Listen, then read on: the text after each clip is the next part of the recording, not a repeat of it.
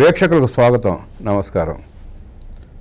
ఆంధ్రప్రదేశ్లో జరిగిన మద్యం స్కామ్లో 32,000 మంది ప్రాణాలు తీసి అక్రమంగా అడ్డగోలుగా సంపాదించుకున్నప్పుడు రాని ఏడుపు ఇవాళ చెవిరెడ్డి భాస్కర్ రెడ్డి కోర్టులో ఏడవడానికి గల కారణం ఏంటి?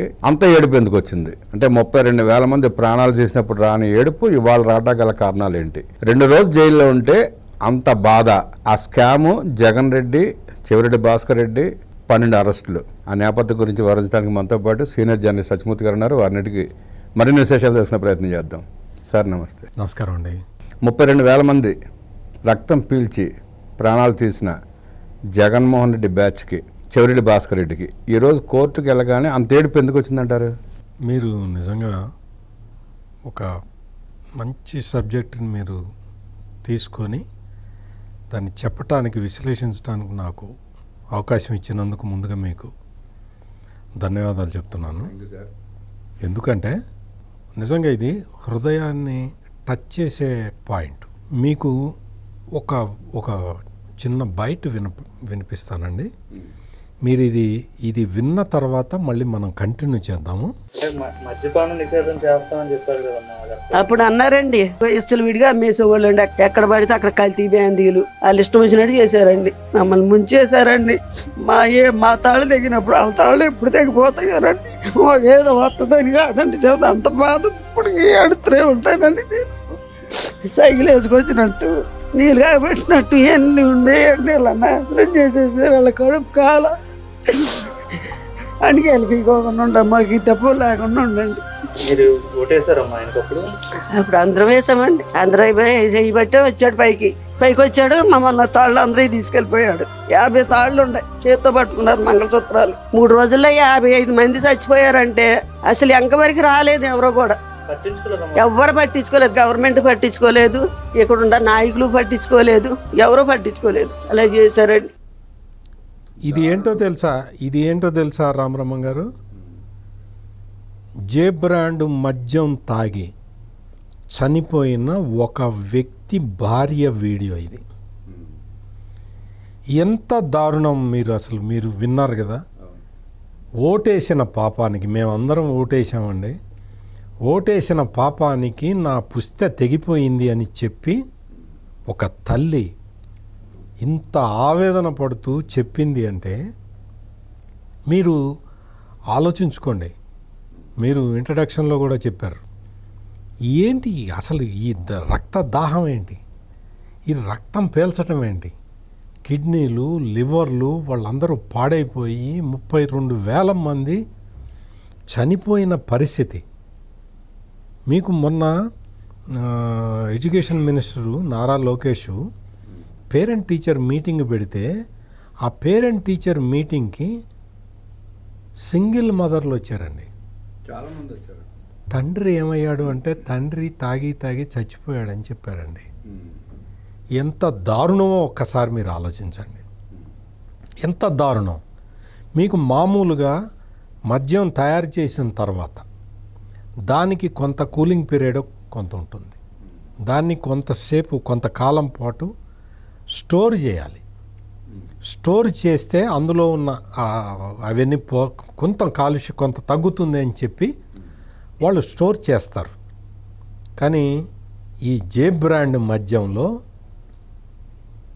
పొద్దున్న తయారు చేసి మధ్యాహ్నానికి దాన్ని బాటిలింగ్ చేసి అదే రోజు రాత్రి అమ్మేశారండి. పచ్చి మందు అంటే పచ్చి మందుని ప్రజలకి అమ్మేశారు. అది కూడా విపరీతమైన రేట్లకి. ఎంత ధరలంటే మీకు ఈ పెద్దిరెడ్డి మిథున్ రెడ్డి జిల్లాకి సంబంధించిన, ఉమ్మడి చిత్తూరు జిల్లాకి సంబంధించిన ఒక దళితుడు 200 రూపాయలు దీని మీద వేసి ఉన్నది. దాన్ని మీరు 260 రూపాయలకు అమ్ముతున్నారు. ఎందుకయ్యా మా దళితుల్ని, మా పేదవాళ్ళని ఇట్లా దోచుకుంటున్నారు అని అతను బ్రాండ్ చూపించి ఒక వీడియో చేసి సోషల్ మీడియాలో పెడితే ఆ దళితుడిని నెక్స్ట్ డే చంపేశారండి. దారుణం సార్. నెక్స్ట్ డే చంపేశారు. ఆ దళితుడు లేడు. ఆ దళితుడు వీడియో చేసి పెట్టాడు, నెక్స్ట్ డే అతను చచ్చిపోయాడు. చంపేశారు. అంటే రక్తపు కూడు, రక్తం తాగారు, రక్తపు కూడు తిన్నారు. ఇంతమంది తిని ఎంతమంది అండి? మీరు గుంటూరు జనరల్ హాస్పిటల్కి వెళ్ళండి, లేదా విశాఖపట్నం కేజీహెచ్కి వెళ్ళండి. కిడ్నీలు, లివర్లు దెబ్బతిని ఎంతమంది ఇప్పటికీ ఇంకా చికిత్స చేస్తున్నారు. డయాలసిస్ల మీద ఉన్నారు కిడ్నీ రోగులు. ఇంత భారీ ఎత్తున ఇంత స్కామ్ చేసి వీళ్ళెవరికి డబ్బులు లేవా రామరమ్మ గారు? ఒక్కొక్కడికి వేల కోట్లు ఉన్నాయి రామరమ్మ గారు. అయినా కక్కుర్తిబడి ఈ రక్తపు కూడు తిని మరిగి ఈ రక్తపు కూడికి ఇంత కుంభకోణం చేసి పచ్చి మద్యం తాగిచ్చి ప్రజల చేత తాగిచ్చి ఆ బ్రాండ్లతోటి ఇంతమందిని పొట్టన పెట్టుకొని వీళ్ళు ఈ రోజున వచ్చి ఏడిస్తే ఎవరు కరిగిపోవాలి? అంటే న్యాయస్థానాలు కరిగిపోవాలా? ఈ చెవిరెడ్డి భాస్కర్ రెడ్డి వచ్చి కోర్టులో ఏడవంగానే జడ్జి కరిగిపోయి అతన్ని నీ మీద కేసేమీ లేదని కొట్టేయాలా? ఏంటి నీ ఉద్దేశం ఏంటి? ఇదే చెవిరెడ్డి భాస్కర్ రెడ్డి కరెక్ట్గా వారం 10 రోజుల కిందట ఇదే సిట్ పోలీసుల్ని, దర్యాప్తు అధికారిని ఏమని బెదిరించాడండి? నీ ఆఫీసు ముందర నేను ఇల్లు తీసుకొని ఉంటా, నీ అంతు చూస్తా, అసలు నీ అంతు చూస్తా, నీకు భూప్రపంచం మీద నువ్వు ఉండకుండా చేస్తా అన్నాడా లేదా? అవును. అంతకు ముందు పొదిలికి వెళ్ళినప్పుడైతే జగన్మోహన్ రెడ్డి పొదిలి పర్యటనకి వెళ్తే నరికేస్తాం అందరినీ, అడ్డం వచ్చిన తొక్కుకుంటూ పోతాం అని పోస్టర్లు పెడితే ఆ పోస్టర్లు పెట్టిన వాళ్ళని కొంతమందిని ఎవరినో కుర్రోళ్ళని అరెస్ట్ చేస్తే ఇదే చెవిరెడ్డి భాస్కర్ రెడ్డి వచ్చి పోలీస్ స్టేషన్ మీద దాడి చేసి ఆ ఎస్ఐని అక్కడున్న మొత్తం ఇన్స్పెక్టర్ని వాళ్ళందరినీ తిట్టి నా మనుషుల్ని నాతో పంపించు లేకపోతే నీ అంతు తేలుస్తా అన్నాడా లేదా? అవును అన్నాడు. రీసెంట్గా జరిగిన 2 ఇన్సిడెంట్లు మీకు చెప్పాను. పోలీసులనే బెదిరించి అధికారం కోల్పోయిన తర్వాత పోలీసుల్ని బెదిరించాడు అంటే అధికారం ఉన్నప్పుడు ఎట్లా ప్రవర్తించుంటాడండి మనిషి? చంద్రగిరి నియోజకవర్గంలో మొత్తం ఎన్ని గ్యాంగులు మెయింటైన్ చేశాడు, ఎన్ని భూ ఆక్రమణలు, ఎంతమంది అసలు దారుణమైన పరిస్థితులు కల్పించి ప్రజలకి వీళ్ళ రౌడీ బ్యాచ్ అంతా కూడా ఎంత చేస్తే పాపం పులివర్తి నాని అన్నిటికీ ఎదురొడ్డి నిలబడితే పులివర్తి నాని మీద 4-5 సార్లు మర్డర్ అటెంప్ట్లు జరిగినాయి. పోలింగ్ అయిపోయి కౌంటింగ్ రోజు అనుకుంటా సార్, ఆ రోజు కూడా సుత్తులతో గుండెల మీద బాదారు. ఇంతలో సుత్తి అండి తీసుకుని వచ్చి గుండెల మీద బాదితే ఆ పులివర్తి నానికి ఇంకా కొంచెం ఆయుష్ మిగిలింది కాబట్టి బతికాడు, కానీ లేకపోతే బతికుండేవాడండి. అంటే చచ్చిపోయాడని చెప్పి పోలీసులు వెళ్ళిపోయినట్టున్నారు. ఆ రోజు వదిలేశారు. అటువంటి కరుడుగట్టిన ఈ నేరస్తులు వచ్చి జడ్జీల ముందర ఏడవటం. ఎందుకు ఏడుస్తున్నావు? నువ్వు చంద్రగిరిలో పులి కదా, నువ్వు పులి ఏడుస్తుందా? ఏడవదమ్మా, ఏడవకూడదు. నువ్వు ఎప్పుడు ఏడవాలంటే 32,000 మంది చచ్చిపోయినప్పుడు ఏడవాలి. నువ్వు ఇంకొకటి ఏంటంటే వాళ్ళ నాన్న తాగుడికి బలయ్యాట, వాళ్ళ తమ్ముడు తాగుడికి బలయ్యాట, వాళ్ళ అమ్మకి ప్రామిస్ చేశాట, అందుకని మద్యం వ్యాపారంలోకి వెళ్ళలేదుట. ఢిల్లీ లిక్కర్ స్కామ్ గుర్తుంది కదా రామరమ్మ గారు?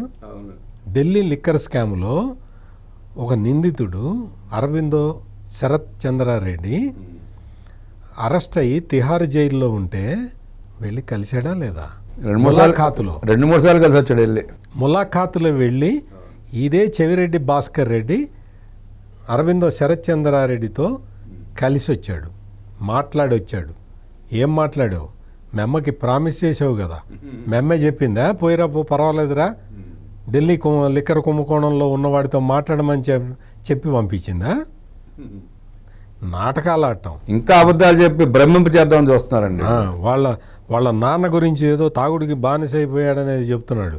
ఇతను ఎమ్మెల్యేగా ఉండగానే జగన్మోహన్ రెడ్డి ముఖ్యమంత్రిగా ఉండగా వృద్ధాప్య పెన్షన్ ఇప్పించుకున్నాడు ఆ తండ్రికి. అది పేపర్లో వచ్చి గొడవ అయితే నాకు తెలియకుండా రాయించుకున్నాడని చెప్పి పెన్షన్ తీసేయించాడు తర్వాత. అంటే ఎవడికి నాటకాలు ఆడతావు, ఎవడి కోసం నాటకాలు ఆడతావు, ఎవడికి కథలు చెబుతావు? బేతాళ కథలు సాక్షిలో రాస్తుంటారు కదా బేతాళ కథలు. 1,000 కోట్లు దోచుకున్నా 3,000 రూపాయలు కూడా కక్కుర్తి పడారు ఆఖరికి పెన్షన్ పడే పరిస్థితి. అటువంటి ఇతను చెవిరెడ్డి భాస్కర్ రెడ్డి వచ్చి ఈ రోజున నన్ను అన్యాయంగా ఇరికిచ్చారు. మరి అన్యాయంగా ఇరికిచ్చారు అని చెప్పే నువ్వు కొలంబో పారిపోవటానికి ఎందుకు ప్రయత్నించావు? నిన్ను ఎక్కడ పట్టుకున్నారు? నిన్ను ఎయిర్పోర్ట్లో పట్టుకున్నారు. సిట్ పోలీసులు ముందు జాగ్రత్తగా నీ మీద రెడ్ కార్నర్ నోటీసు రిలీజ్ చేయకపోతే, ఇష్యూ చేసి ఉండకపోతే నువ్వు శుభ్రంగా తప్పించుకొని వెళ్ళిపోయి కొలంబోలో ఉండేవాడివి బయట తిరుగుతుండేవాడు కదా. నీకు ఇప్పుడు రెడ్ కార్నర్ నోటీస్ ఇవ్వటం వల్ల దొరికిన వాడివి నువ్వు. అంటే ఏంటి? రెడ్ కార్నర్ నోటీస్ ఇవ్వకపోతే నువ్వు సరిహద్దులు దాటి ఉండేవాడివి. నువ్వు వచ్చి ఈ రోజున లేదు నన్ను అక్రమ కేసులో ఇరికిచ్చారు. అక్రమ కేసు అయితే పారిపోవటం ఎందుకు? అయితే నువ్వు ఎదుర్కోవచ్చు కదా, ఈజీ కొట్టేస్తారు కదా. ఇటువంటి కల్లబొల్లి కబుర్లు చెప్తూ ఈరోజు సాక్షి పేపర్లో కూడా వాళ్ళకి కావాల్సిన వార్తలు వాళ్ళ ఇష్టం వచ్చినట్టు వార్తలు రాసుకోవటం. అసలు ఆ సాక్షి పేపర్లో రాసే వార్తలు చూస్తే ఆశ్చర్యం వేస్తుంటుంది. ఇదేంటి, అసలు కుంభకోణమే లేదు, అసలు డబ్బులు ఎక్కడికి పోయినాయో తెలియదు, డబ్బులు ఎవరికి ఇచ్చారో తెలియదు, డబ్బులు అసలు ఏమీ లేవు, అది కుంభకోణం ఏంటి అంటారు. కుంభకోణం ఏం లేదుగా, మరెందుకు వర్రీ? ఎందుకు కుంభకోణం లేనప్పుడు ఎందుకు వర్రీ అవుతున్నావు? కుంభకోణం లేనప్పుడు, ఆధారం లేనప్పుడు సుప్రీంకోర్టు దాకా వెళ్ళిన సుప్రీంకోర్టు ఎందుకు తిరస్కరించింది అనేది కూడా ప్రశ్న. ఇప్పుడు ఒకళ్ళు కాదు, ఇద్దరు కాదు, ముగ్గురు సుప్రీంకోర్టు దాకా యాంటిసిపేటరీ బెయిల్ కోసం వెళ్ళారు. ఒక అతను రిటైర్డ్ ఐఏఎస్ ధనంజయ రెడ్డి, ఇంకొక అతను జగన్మోహన్ రెడ్డి సీఎంగా ఉన్నప్పుడు ఓఎస్డీగా పనిచేసిన వ్యక్తి, నిన్నగాక మొన్న అరెస్ట్ అయిన మిథున్ రెడ్డి ఎంపీ. వీళ్ళందరూ సుప్రీంకోర్టు దాకా వెళ్ళారు, మాకు యాంటిసిపేటరీ బెయిల్ కావాలని. యాంటిసిపేటరీ బెయిల్ ఈ ముగ్గురే ఎందుకు వెళ్ళారో చెప్పండి. మిగిలిన రాజకసిరెడ్డి, లేకపోతే బూనేటి చాణుక్య, బాలాజీ గోవిందప్ప వీళ్ళు ఎందుకు వెళ్ళలేదు? ఎందుకు వెళ్ళలేదంటే వాళ్ళు వెళ్తే యాంటిసిపేటరీ బెయిల్ రాదని, ఇతను రిటైర్డ్ ఐఏఎస్ ఆఫీసర్ కదా, ఇతని మీద ఏదో సాఫ్ట్ కార్నర్ ఏమన్నా ఉండి యాంటిసిపేటరీ బెయిల్ ఇస్తారేమో. సీఎంకి ఓఎస్డీగా పనిచేశాడు కృష్ణమోహన్ రెడ్డి, ఏదన్నా జడ్జీలు కొంచెం సాఫ్ట్ కార్నర్ తోటి ఆలోచించి బెయిల్ ఇస్తారు, యాంటిసిపేటరీ బెయిల్ ఇస్తారేమో. లేదు, ఇతను సిట్టింగ్ ఎంపీ కదా, సిట్టింగ్ ఎంపీని అట్లా అరెస్ట్ చేయకూడదండి, మీరు ఏదో ప్రశ్నించండి అని యాంటిసిపేటరీ బెయిల్ ఇస్తారని ఈ ముగ్గురే సుప్రీంకోర్టు దాకా వెళ్ళారు. రామబ్రహ్మం గారు అంటే ఈ ముగ్గురికి ఇచ్చినాక వీళ్ళు కూడా ప్రయత్నాలు చేసేవాళ్ళేమో. ఎగ్జాక్ట్లీ. ఈ ముగ్గురికి ఇచ్చిన తర్వాత వాళ్ళకే ఇచ్చారండి, మాకు ఇవ్వండి అని చెప్పి వీళ్ళని కూడా పంపిద్దామని చెప్పి ప్లాన్ చేసుకున్నాడు. కానీ న్యాయస్థానాలు, పర్టికులర్గా సుప్రీంకోర్టులో మనం తిమ్మిని తిమ్మించేద్దాం, మనం ఏదో ఒక విధంగా దీని నుంచి గట్టెక్కుదాం అనుకుంటే జరిగే పని కాదు అని ఒక retired IAS officer Dhananjaya Reddy కానీ, జగన్మోహన్ రెడ్డికి ఓఎస్డీగా పనిచేసిన కృష్ణమోహన్ రెడ్డి కానీ, ప్రస్తుతం ఎంపీగా రాజంపేట ఎంపీగా ఉన్న పెద్దిరెడ్డి మిథున్ రెడ్డి కానీ గ్రహించాలి. అట్లా కాకుండా ఇప్పుడు చూసాం కదా, చెవిరెడ్డి భాస్కర్ రెడ్డి ఏడిస్తే జడ్జి ఏమంటాడు, కేసు వాదించినప్పుడు అప్పుడు చెబుతుగా లేపో అంటాడు. అంటే ఎందుకంటే ఇంత దారుణం చేసి, సొసైటీకి నేరం చేసి, సొసైటీలో అసలు ప్రజలందరినీ ఆ మందు జే బ్రాండ్లు ఎవరు తాగుతారు? రామబ్రహ్మం గారు, కాయకష్టం చేసుకుని పేదవాళ్ళు తాగుతారండి. పేదవాళ్ళు, దిగువ మధ్య తరగతి కుటుంబం వాళ్ళే తాగుతారు. దిగువ మధ్య తరగతి కుటుంబం వాళ్ళు అంటే నువ్వు పేదవాళ్ళని, దిగువ మధ్య తరగతి కుటుంబానికి చెందిన వాళ్ళని నువ్వు చంపటానికి కూడా సిద్ధపడ్డావు, చంపావు. ఇది సంక్షిప్తంగా ఆంధ్రప్రదేశ్ లిక్కర్ కుంభకోణం ఇది. అంటే పేదవాళ్ళ రక్తం దాగి ఈ రోజున వచ్చి నేను ఏడ్చినా, నేను మొత్తుకున్నా, ఇదేదో బేతాళ కథ అని చెప్పి నా పేపర్లో నేను రాసుకున్నా, ఇవి ఏవి కూడా అంటే మిమ్మల్ని కాపాడాలి అన్న ఉద్దేశంతో మీరు చెప్తున్న ఈ కథలు ఏవి కూడా ప్రజలు నమ్మటానికి సిద్ధంగా లేరు. వినే పరిస్థితుల్లో కూడా లేరు సార్. వినే పరిస్థితుల్లో కూడా లేరు. అంతిమ లబ్ధిదారుడు ఎవడో బయటికి రావాల్సిందే. అప్పుడు ఎక్సైజ్ శాఖ మంత్రిగా పనిచేసిన డిప్యూటీ సీఎం నారాయణ స్వామి క్లియర్ కట్గా చెప్పాడు. ఏమని? నేను డిజిటల్ పేమెంట్ పెట్టమని చెప్పాను, వీళ్ళు పెట్టలేదు అని చెప్పాడు. అదే విషయాన్ని నారాయణ స్వామి వచ్చి సిట్ పోలీసులకి వాంగ్మూలం ఇవ్వాలి. ఇవ్వకపోతే నారాయణ స్వామిని అరెస్ట్ చేసి అతని చేత నిజం చెప్పించాలి. అప్పుడే అంతిమ లబ్ధిదారుడు ఎవడో మొత్తం ఆన్ రికార్డు వెల్లడవుతుంది. అందుకని నారాయణ స్వామిని తక్షణమే అరెస్ట్ చేయాల్సిన అవసరం ఉంది. నారాయణ స్వామిని అరెస్ట్ చేసి తదుపరి విచారణ కొనసాగిస్తే బాగుంటుందనేది చాలామంది అభిప్రాయపడుతుంది. సరే, ఇక్కడ నారాయణ స్వామిని అరెస్ట్ చేయడంతో పాటు ఆయన ప్రాణాలను కాపాడాల్సిన బాధ్యత కూడా ఉంది ప్రభుత్వం. నేను అదే చెబుతుంది. అంటే అతన్ని బయట ఉంటే ప్రమాదం, అరెస్ట్ చేసి జైల్లోనే ఉంచటం నారాయణ స్వామికే బెటర్. మద్యం స్కామ్లో ఎవరైతే అనుమాతులు ఉన్నారో అందరిని అరెస్ట్ చేసి వాళ్ళ ప్రాణాలు రక్షించాలి. ఇప్పుడు రక్షించాల్సిన అవసరం ఉంది. అందుకని నారాయణ స్వామిని అరెస్ట్ చేసి జైల్లో సేఫ్గా ఉంచాలి. అప్పుడే కొంచెం అంటే ఇది కేసు ఒక కొలిక్కి వస్తుంది. ఇప్పుడు చేపట్టిన ఇన్వెస్టిగేషన్ కేవలం 5%ఏనని, ఇంకా 95% బయటికి రావాల్సిన వాస్తవాలు ఉన్నాయని చెప్పి ప్రజల్లో చర్చ కూడా జరుగుతుందండి. అదే కాకుండా ఇప్పుడు మనం ఏదైనా కిడ్నీ బాధితులు, లివర్ బాధితులు, లంగ్స్ బాధితులు అనుకున్నామో దాంట్లో కూడా స్కామ్ ఉంది. ఈ పిచ్చి మందు తాగిచ్చి వాళ్ళ ఆరోగ్యాలు దెబ్బతీసి హాస్పిటల్స్లో లక్షల రూపాయలు ఖర్చు పెట్టించి అక్కడ కూడా కమిషన్లు తీసుకున్నారన్న ప్రచారం కూడా జరుగుతూ ఉంది. అన్నీ ఇప్పుడు చైన్ లాగా ఇట్ ఈజ్ ఎ చైన్ అండి. It is a chain. Aarogyasri మా నాన్న పెట్టాడు అని చెప్తుంటాడు కదా. ఆరోగ్యశ్రీలో వీళ్ళందరినీ పంపించి వాళ్ళ చైన్ ఆఫ్ హాస్పిటల్స్కే వీళ్ళందరినీ పంపించి వాటికే ఎక్కువ డబ్బులు రిలీజ్ చేసిన సంఘటనలు కూడా ఉన్నాయి. కాకపోతే ఏంటంటే ఆన్ రికార్డు వాటిని ప్రూవ్ చేయలేము. ఆన్ రికార్డు మాకు పేషెంట్ వచ్చాడండి మేము ట్రీట్ చేసామండి అంటారు. ఠాగూర్ సినిమాలో లాగా మనం రెడ్ హ్యాండెడ్గా పట్టుకోలేము కదా పేషెంట్ని ఇట్లా చేశారు అనేది. అందుకని మెడికల్ డిస్గైజ్లో వీళ్ళందరూ తప్పించుకోవచ్చు. కాకపోతే ఈ రోగులతో కూడా వ్యాపారం చేశారు అనేది మాత్రం వాస్తవం. ఈ మద్యం బ్రాండ్లు తాగటం వల్ల ఇన్ని వేల మంది చనిపోయారు అనేది మాత్రం వాస్తవం. నేను మీకు వినిపించిన వీడియో అదే. వాళ్ళు దోచుకున్నారు సార్. ఇప్పుడు గనుల్లో దోచుకున్నారు, ఇసుకలో దోచుకున్నారు, భూములు దోచుకున్నారు, రకరకాలు దోచుకున్నారు. వాటితో సరిపెట్టుకుంటే పోయేది. 30,000 మంది ప్రాణాలు తీసి వాళ్ళ రక్తం తాగి వీళ్ళు మాత్రం ఉద్ధరించేదేముంది, బాగుపడేదేముంది. అందుకనే కదా ఇప్పుడు ఒక్కొక్కళ్ళు వచ్చి బోర్ను ఏడుస్తున్నారు. అంతా మేమేం చేయలేదు మీరేం చేయలేదు కదా. మరి ఆ నోట్ల కట్టలు ఎక్కడున్నాయి చెప్పండి. ఆ నోట్ల కట్టలు ఎవరు తీసుకురమ్మని చెప్పారో చెప్పండి. మీ మొత్తం టోటల్ ఎపిసోడ్లో మీ బిగ్ బాస్ ఎవరో చెప్పండి. చెబితే మీ పాపం ప్రక్షాళన కొంతన్నా జరుగుతుంది కదా. మీరు చెప్పకపోయినా దొరుకుతారు. అదే అందులో ఎటువంటి డౌట్ లేదు. చెప్తే కొంచెం శిక్షలు తగ్గే అవకాశం ఉంది.